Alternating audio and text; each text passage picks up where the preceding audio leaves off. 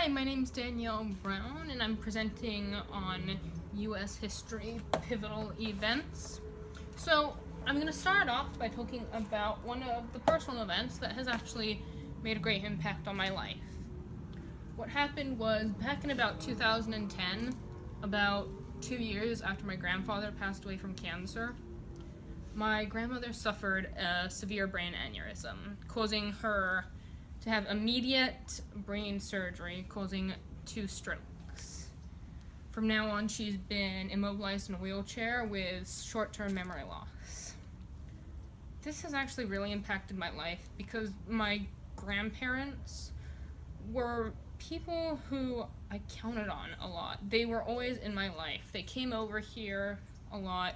Whenever my mom worked, they'd come over, and they'd play with me, and they'd babysit me. They even came down and lived with me for about 6 months. So when this happened, it shifted all our lives, because now I'm extremely disconnected with my entire family. To me, they were the rock, and she was just everything that the family needed. They were the rock, and now I don't interfere with the rest of my family at all due to the incident. Next, I'm going to talk about a historical event known as the Oklahoma City bombing.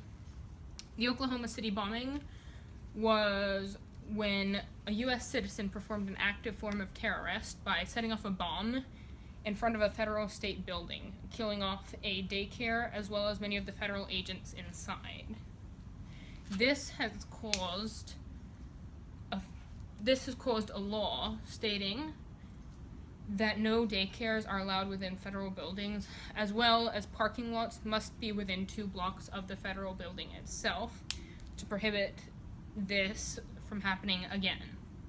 Therefore, it's made it a lot more confusing for the federal officers and a lot more challenging for the parents working there because they have no way of dealing with their children as well as the federal investigations that are going on. In class, we started talking about slavery, and we looked at a lot of pieces of evidence that would help prove the evolution of black chattel slavery. One of those events that we looked at was that of Anthony Johnson. Anthony Johnson was an African American who came to the colonies, and he was actually a free man. He had his own land, he had his wife, he even owned slaves of himself, or indentured servants, as they were called, because, for a matter of fact, they were not African American, they were white. Once everything started shifting into the black chattel slavery, and the slave trade moved over, Anthony Johnson's land was taken away from him. His wife was placed into slavery, so was he, and all his indentured servants were set free since they were white men. This went into courts, but in the end, it kind of shows the movement towards the black chattel slavery, just as how free they were and how it ultimately just shifted over.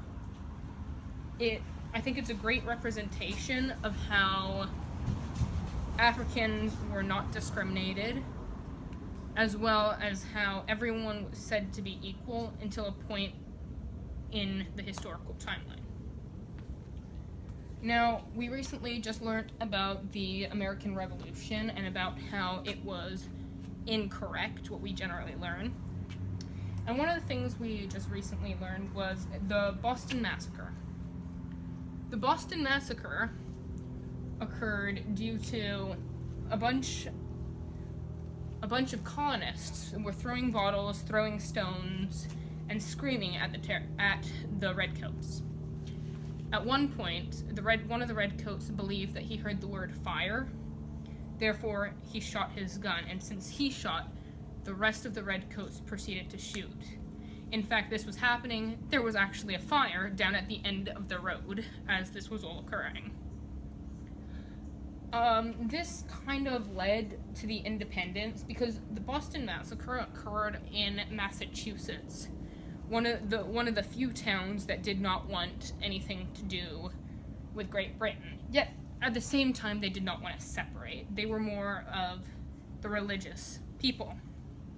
But because this was happening, a bunch of events had led up to it, and all the other colonies, except for Georgia, came together and decided, okay, we're going to boycott everything, going over to the Townshend Acts.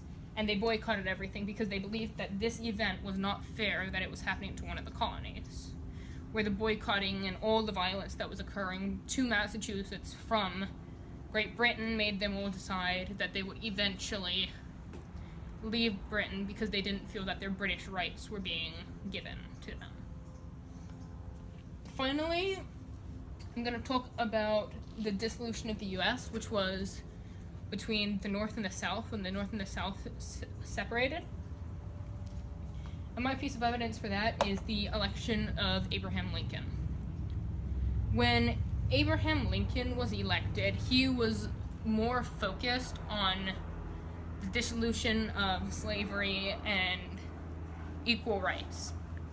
Now, the South believed that they needed to have their slaves, they needed to have their own rule. Now, Abraham Lincoln was a northerner, so he focused more on the northern states. He actually was elected with absolutely no votes from the South. He won all his votes from up north. And it ended up driving the South to say no.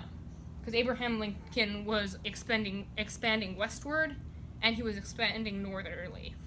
He was paying zero attention to the South. Therefore, the South finally believed that it was time to separate because Abraham Lincoln was not someone they wanted as a leader because he would not pay any attention to their rights or what they believed would happen.